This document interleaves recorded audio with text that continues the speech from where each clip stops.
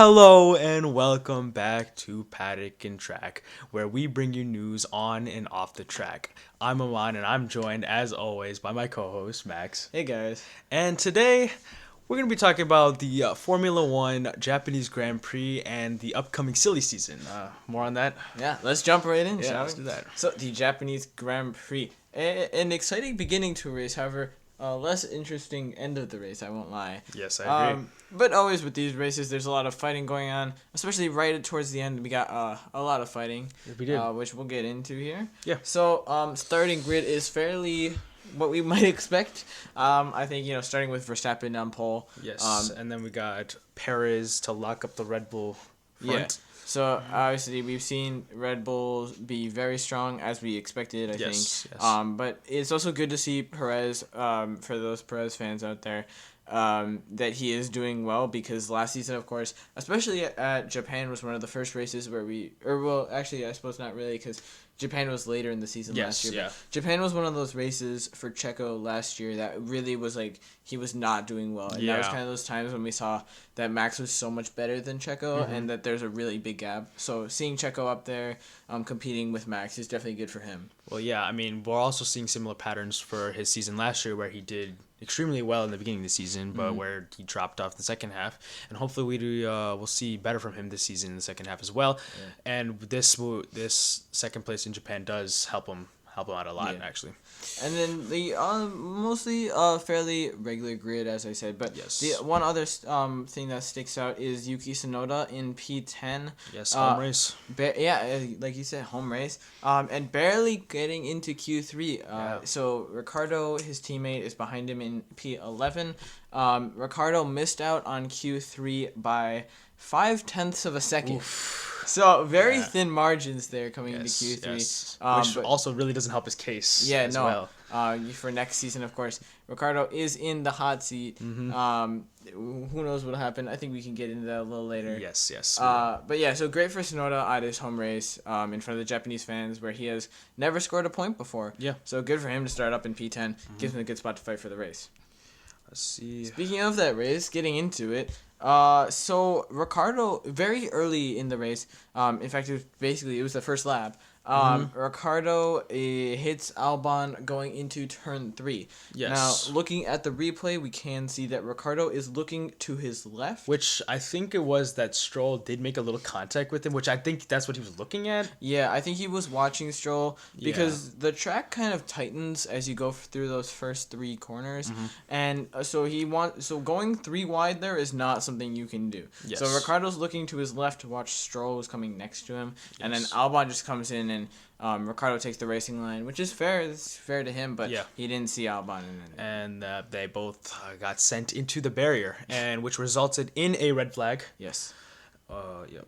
Yeah, so red flag, for those of you who don't know, is basically a complete stoppage of the race. So unlike a yellow flag or a safety car where the cars keep racing, well, not necessarily racing, but driving around the track, in a red flag, the cars come back to the pits, drivers can get out of the cars, talk to their engineers and things like that, and it's a complete stop of the race. Mostly, in this case, it's for something like fixing the tire barriers, which are, of course, a very important safety consideration. However, it can also be for some things if there's a lot of debris on track, they could call a red flag just to help the marshals be safe when they're trying to clean that up. Yes, and this red flag did happen on lap 2, which is also interesting to say that there were a bunch of tire changes with their strategies, which I thought was really interesting. We saw that Sainz, Hamilton, Leclerc, and Russell, those are the notable names on the top of the grid. And we saw, I think from P13 down was where they all changed their tires as well. Yeah. And I saw that Hamilton, Russell, Ocon, Gasly, and Sargent all went on hard tires, which is probably due to how they were. I think they didn't feel like the tires were like optimal at the time. Yeah, and it was very hot that day. Yes. I think they said it was about 40 degrees Celsius. So for those Americans, that's close. I believe it's a little over 100 degrees. So track temperature is very high, which means that the tire degradation is high. So those tires are going to wear really quickly. Yes. Which obviously is not great for the drivers because it means less grip. So yeah, I think really the biggest reason I think they wanted to go on hards is like you said, yeah, the tire degradation was really high. Yeah. And so to try and preserve themselves and give themselves some sort of life, going onto those hards I think helped them. Yes. Because a lot of drivers actually started on the softs from race start. They have, yeah. Like Fernando Alonso, I know, started on the softs, and that helped him, I think. And I think the goal of that was to like gain places fast at the beginning, and then like pit, like 10 laps in. Yeah. So the red flag like almost worked. If the red flag had been like 2 laps later, I think for those soft tire runners it would have been great. Yes. Because they make up places like really quick at the beginning, and then you have a red flag. You can like take a free tire change and then come back out on like hards or mediums. That would have been perfect for them. Yeah. So the early red flag wasn't great, but I think it still was somewhat helpful for those soft tire runners that they could get off the softs easily. Yeah, definitely. And then coming into lap 4, Ocon and Gasly. So this was on the race restart, which was a standing restart from the red flag. Ocon and Gasly touch slightly. I feel like it wasn't that big of a contact. It didn't look that huge. I mean, when we saw the replay, they did make considerable contact, but nothing really did come out of that. Yeah. I think that very fortunate that they did come out of that good. Yeah. Yeah. Yeah, both cars seemed okay. Luckily, it was for Alpine at least. They've been having plenty of troubles. Definitely. And it was not a repeat like Australia last year where both cars went out by hitting each other. But while we're on that topic, I think we should take a moment to discuss Alpine. Yes. And the problems that they have had throughout this season so far. I mean, as we saw, that Alpine is a disaster. I mean, as we saw, the car is not optimal at all, and they're like slower than last year's car, which obviously is not something that you want to see. No, definitely not. And the problem is that both drivers are slow, so it's clearly not a driver issue. No. But they're back of the pack. Like Alpine is a team that's not necessarily like a high up team. Like they're not like Mercedes, Ferrari, Yeah, definitely not. right? But they're like they should be, I think, more of a middle of the pack team. Yeah. And they're really But not. clearly they're the bottom right now. Yeah. And And I've heard rumors of Alpine selling the team. Maybe. I don't know if that will actually happen. But clearly, Alpine's having performance issues. I mean, if you think about it from an investor standpoint, I don't think it's great to have. No, it doesn't. And I wouldn't be surprised if they did sell the team, but that's more to come later on. Here's the question, real quick: if they do sell the team, does that give Andretti a way to get into the sport, right? Because their bid to just straight up join as an 11th team was denied, right? So, if Renault sells the team, because of course Alpine is owned by Renault. Yes. If Renault sells the team, does Andretti try and come and buy the team from them? Well, interestingly enough, I saw an article the other day that Andretti was insulted by F1 about like not getting into it, and he's gonna try more than ever to aggressively get into it. So I think he would definitely take on this chance to try and get the Alpine team, and I think that'd be a great for him and his team. Okay. Yeah. So, as we said, the tire degradation was very high throughout this race. So, Sainz on lap 9 noted that he could see Lando struggling on the medium tires. So, an interesting move for the medium runners, especially notably Charles Leclerc on those medium tires. Charles Leclerc is one of the few drivers that actually was able to run long on those mediums. He did, yes, he did. It seemed like McLaren was having a lot of problems with tire degradation in both Lando and Oscar. But Leclerc was really doing well. I think he lasted like 20 laps on the medium compound. Something like that. He did a long stint on those mediums. And that's really an interesting thing to see because Ferrari was one of the few teams that I think were in the position to pull off a one-stop. Yes. Which they did with Leclerc. And it didn't turn out terrible for them. I mean, they were still P3 and P4. Yes. On two very different strategies. Yes, but also, I mean, as you said, Leclerc they did a great job with the one-stop with Leclerc. It's just at the end, obviously, that Leclerc, he lost the position to Sainz, but yeah. Well, I mean, I think you expect that because they were close together and Sainz had newer tires. Yeah. But very interesting from Leclerc and from Ferrari that Ferrari actually had a strategy call that kind of worked out for them. And then an interesting thing to note also was that Russell started feeling vibrations in his steering. Probably a cause of tire degradation. Probably, but. Yeah, we were saying it's not good for Mercedes who have already had a lot of problems this season. Yeah, definitely. But as we saw, that thankfully that steering issue didn't like keep happening, and it really didn't affect his race that much. But I will say that Mercedes has been having too many problems, like more problems than they should as a top team. Yes. That I feel like they really need to sort this out fast. Yeah. Definitely, the car is not optimal for them right now, and as we know by Hamilton being very vocal about the car. Yeah. Yeah, this is definitely not a great look. Especially because Hamilton's on the out. Yeah. And we don't know what the aftermath will be for Mercedes once he leaves. Yeah. And it's definitely going to be interesting to see. But right now, as of now, I don't think it's going to be great outlook for them. But time will tell. Yeah. Well, speaking of Hamilton, on lap 13, Hamilton actually suggests that he should let George by. Wow. A very uncharacteristic move. Yeah. A team move for that. So, like you said, very interesting. I think Hamilton is playing the team game here because, I mean, if it's me, right? I mean, you still have like a relationship with Mercedes, right? Yes. Even though you're leaving, you've been with Mercedes for a very long time. You won 7 world championships with them. Yeah. Wow. So, I think he still has a relationship with the team, but he doesn't seem like he cares as much about his own points. Oh. Like, it seems like he cares about the team doing well, but not himself. So what you're saying is that he doesn't care about, like, his own performance. Like, he'll be, like, fine being down, like, P10. Yeah, as long as it helps the team. Okay, I see. I think is what I'm seeing here. All right. Which I suppose is fair for him. That, I mean, if you're gonna do something, you help the team. At least there's that, right? He's helping the team out. I'm sure Mercedes appreciates that. Yes.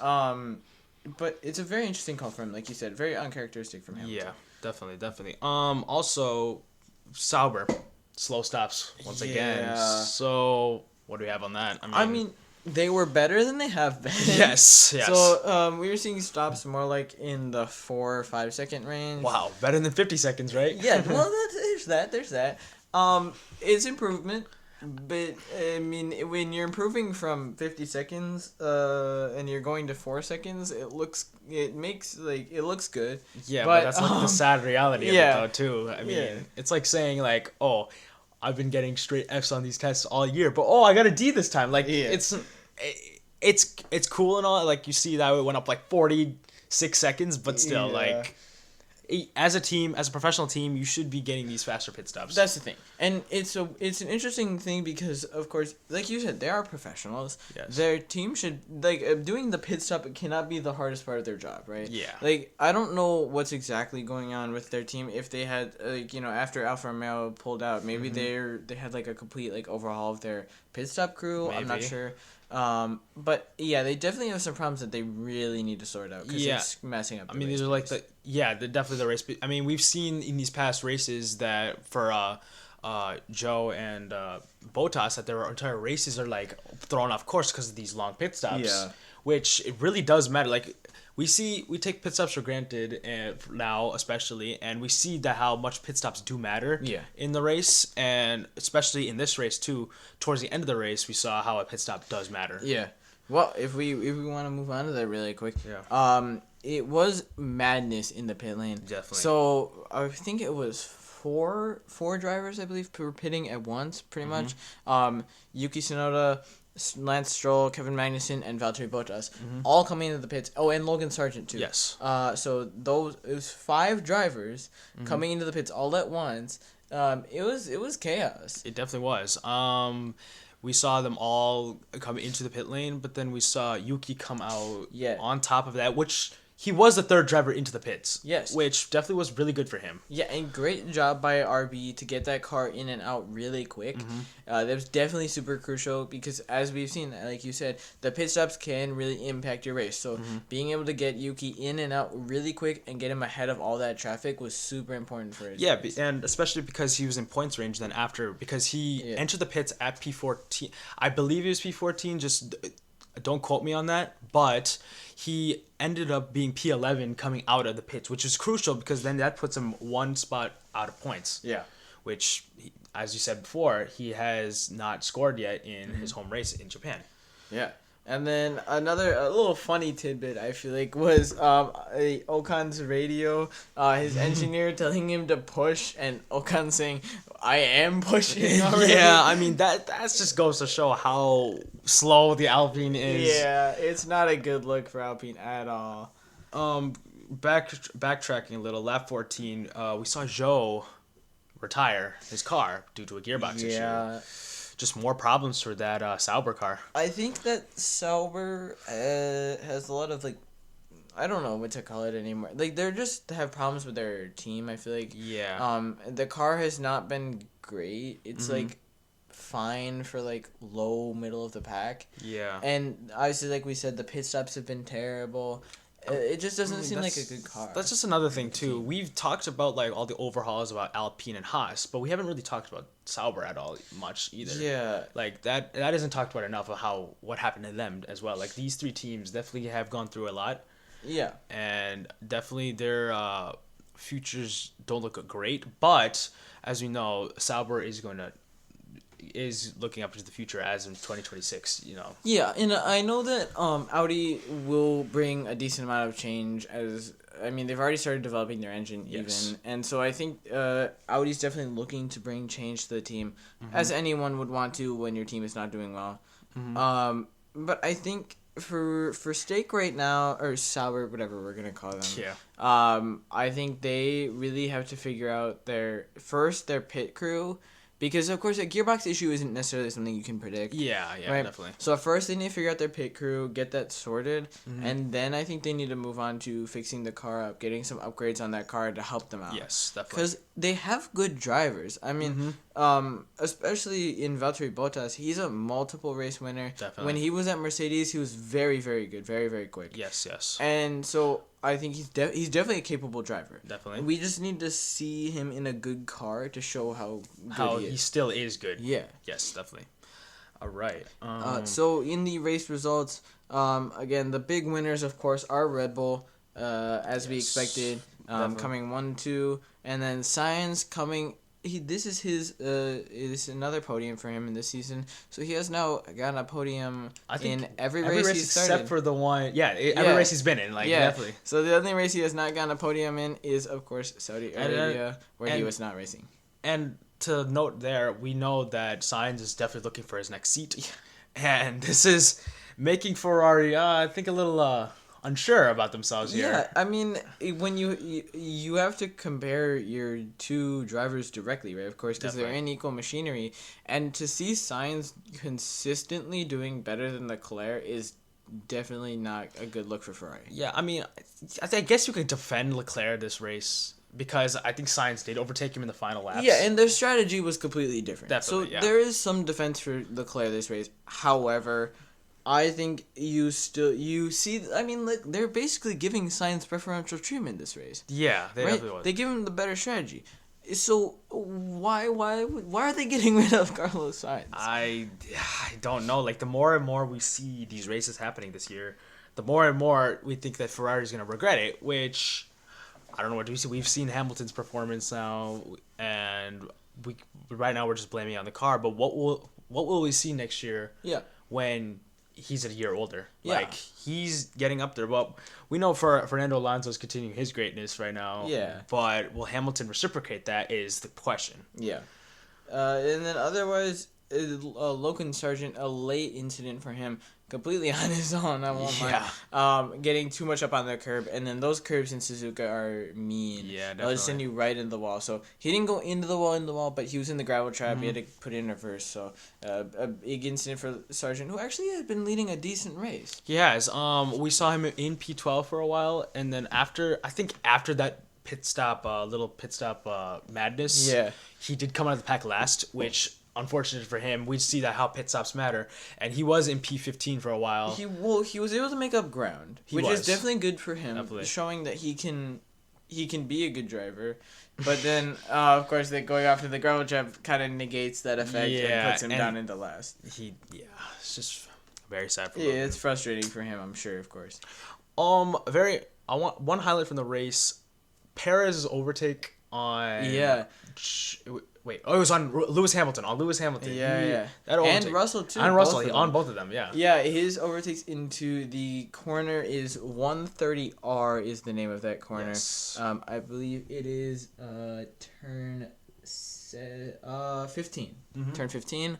That corner is a very fast corner. Definitely. It is flat out if you have the racing line. Yes. It takes courage to make that move. It does. Neither of them looked like they were backing up, but then Hamilton at the last second backed off on it. That was definitely the one where it got the attention. But the one on Russell on the next lap, it was a little easier for Perez to get through. But still, very gutsy overtake by Perez right there. The thing is that corner, if you're not on the racing line, it's not flat out. You can't take that corner flat out. Yeah. So Perez came to the inside of Hamilton, and Perez had the line mostly. Like he didn't need to brake on that corner or back out of it. Yeah. But Hamilton, like they were side by side. If Hamilton didn't back out, Perez and both of them they would have been sent off the track. Yeah, they would have definitely overshot that corner. So that was very gutsy by Perez going into that corner. Well, that's what we also like to see. Him taking this initiative because we know how ruthless the Red Bull is. Yeah, and that's. I would like to say very much of a Red Bull move right there. Yeah, definitely. But it's good to see him taking risks, especially knowing that his seat is possibly somewhat in the air. Yeah. So definitely good for him for next season in securing a seat, even if it's not with Red Bull in the future.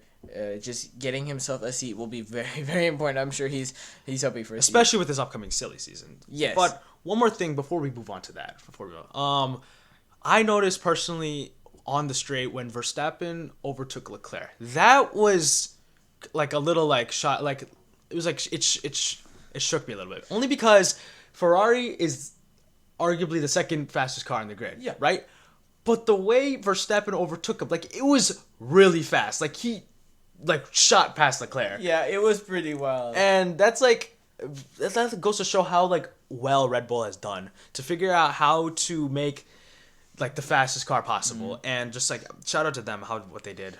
I mean, it really shows the genius of Adrian Newey and his ability to make a fast race car that is very aerodynamically efficient, especially under that DRS. Like we saw last year with Red Bull, they were very, very quick when they got that DRS. Clearly the case this race. Definitely. Yeah. That car is a rocket for sure. Definitely a rocket ship. All right, moving on. The upcoming silly season for next year. The big news of this week coming into China is Alonso extending his contract at Aston Martin. Yes. Now, we don't know for sure yet how long it is. It's supposedly a multi-year contract. Yes.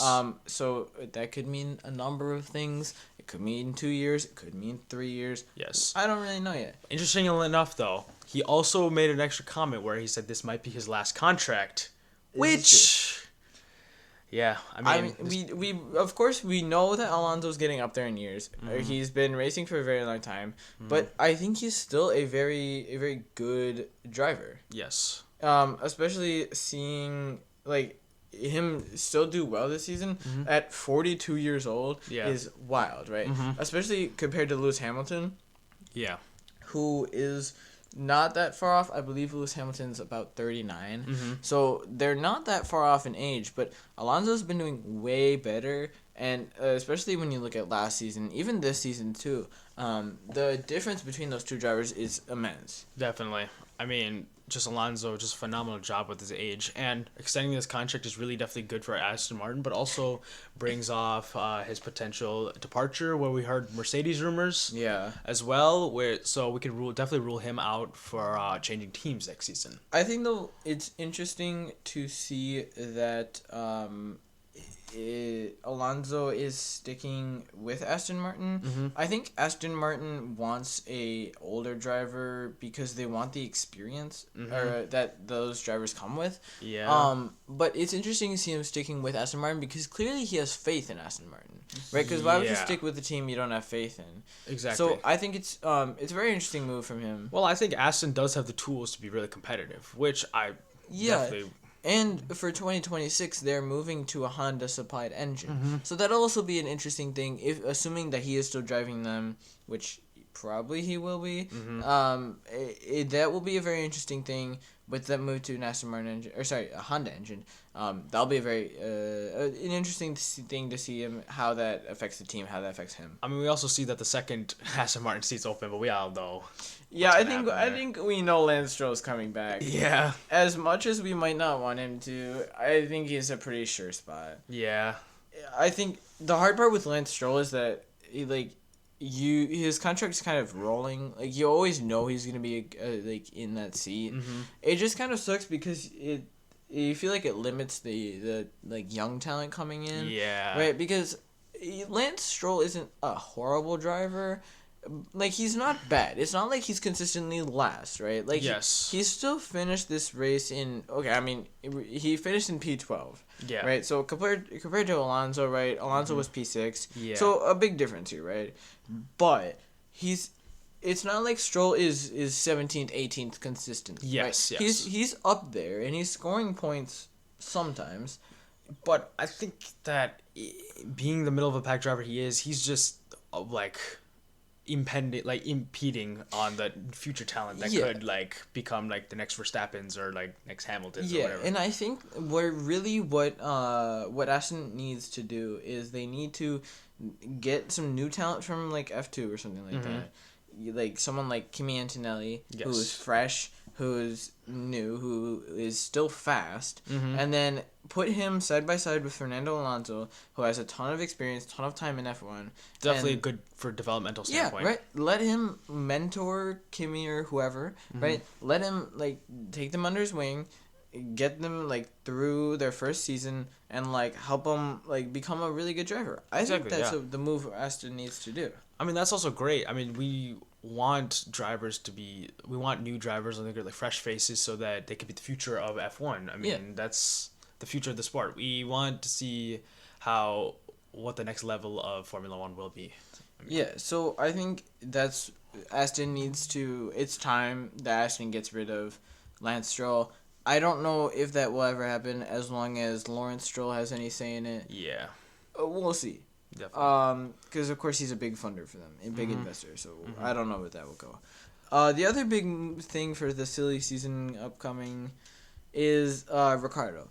I think he's the biggest unknown at this point, because Ricciardo is someone who has been consistently outperformed by his teammate. Right.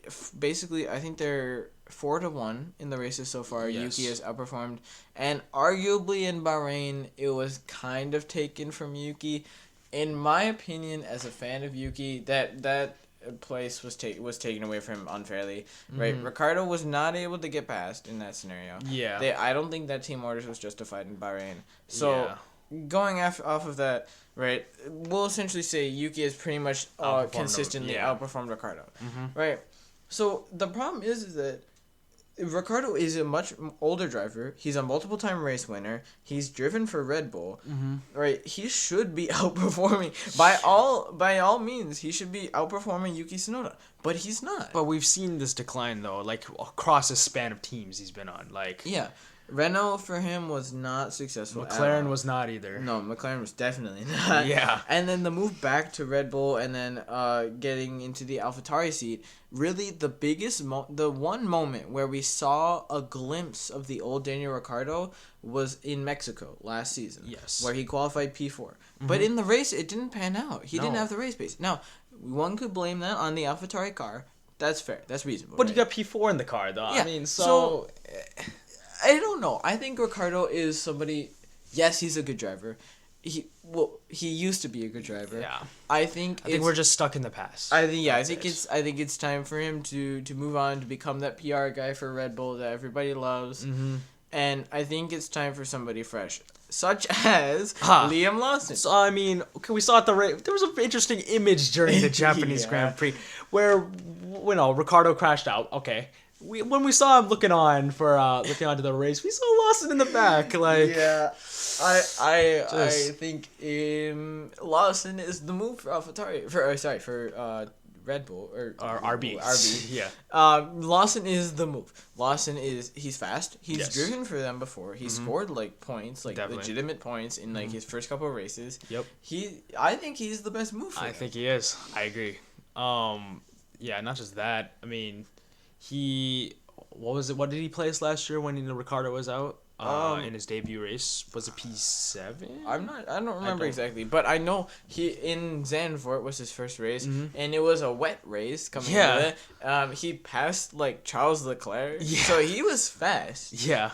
And he's definitely a very, very good option who already is with RB, and he'd be totally willing to join that car because he definitely wants driving time.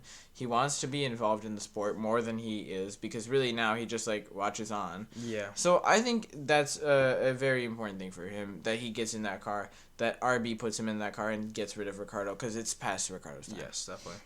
Sorry, what you were saying. I would say the other big unknown I think is Carlos Sainz. As we've said, he deserves a seat. I think he definitely deserves a seat.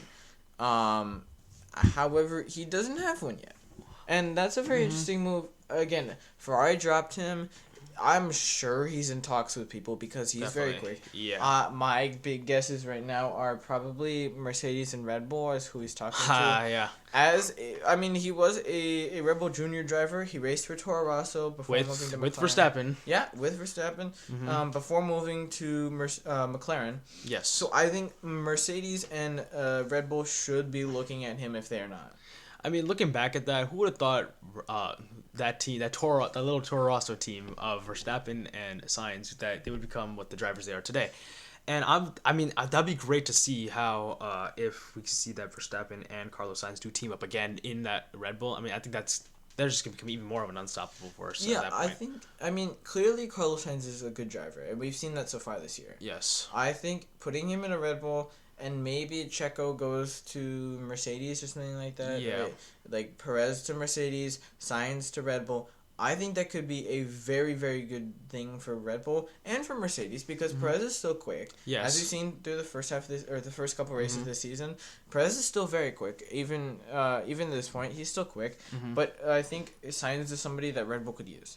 Yes, but also there's also another alternative to that. We could see Sainz going to Mercedes and help them post Lewis Hamilton era because that could help them a bunch to like try and like pivot to their next step with him and maybe make Mercedes more competitive, but that's just me. I don't know. I think what Mercedes should do is get some young talent. Okay. You think they should start fresh? Yeah, because they have George Russell with them, right? He's a talented driver. Yeah. I think, and they need somebody new. Because Russell has experience in the sport now. Yeah. He knows the sport. We've seen that he can drive well. Yes. So I think they need somebody new, somebody fresh, who can give them a new kind of Mercedes. Yeah. So you're trying to say that he could like mentor the new driver? Okay. So as we said before, Kimi Antonelli, he could also drive for Mercedes as well. I think Kimi Antonelli, for all of these teams, is definitely someone they should be looking at. Well, even then, we could. What else have we seen? What other young talent? Well, obviously, there's Ollie Behrman. Yes. As we saw in Jeddah last year, he's a quick driver. In his first race, he was in the points, very very high up decently high up in the points. Yes. And doing well in that Ferrari. So I think he's definitely a young talent to look out for. Another driver to look for is maybe Théo Pourchaire, last season's F2 champion, who is actually racing in IndyCar at the time that we're recording this, filling in at the McLaren IndyCar team in Long Beach. He's driving there, so it'll be interesting to see that. We'll see if we can get around to watching that race or not. But interesting for Théo Pourchaire because he was racing, I believe, in Super Formula, but it's good for him to get back into sort of more of a mainstream racing series. Yeah. Because I think he is a good driver. Obviously, he was the F2 champion. Definitely. But I think he's somebody that these F1 teams could be looking at. He is a Sauber driver, so that's maybe something for Sauber. I don't know who they'd want to get rid of. Sauber's, both their seats are open. So I don't know. I could see Bottas retiring, maybe. Yeah. Joe, Joe's a hard one because I'm sure he brings in a lot of money because we saw, Chinese Grand Prix has been brought back too as well. Yeah, and as the only Chinese driver on the grid, I'm sure he has a lot of the Chinese sponsors bringing in a lot of money. So I'm sure that Sauber enjoys that, but that'll be an interesting one as to what happens at Sauber because I think Théo Pourchaire is a good option for them. I just don't know if they'll go for it. Yes, but we also see that both the RB seats are also open. If RB does not keep Yuki Tsunoda, they're insane. Yeah. The only other place Yuki has. Okay, Yuki is doing well in the sport. He's consistently outperforming his teammate who has more experience than him. He needs to stay in the sport. He's quick and he's shown it. Yes. And so he definitely deserves a seat. I don't know if it's at RB. I don't think it's at Red Bull. I don't think he's there. No. But I think he deserves a middle seat. He's a lot of raw talent, and I think if he reins it in and becomes more of a mature driver, he would definitely go far in the sport. Yeah, I think he's kind of in a Aston Martin kind of spot where he's a middle of the pack who sometimes does well, as opposed to an RB seat where he's a lower group who's maybe gets points every so often. Which we saw that during the Japanese Grand Prix P10. He got it. So that's interesting enough to see it during the future. Definitely the silly season will be an interesting one. All right, well, I think that about wraps it up for us this time on Paddock and Track. Hope you guys have a great rest of your day. Thank you for tuning in, and we'll see you for the next one. Goodbye.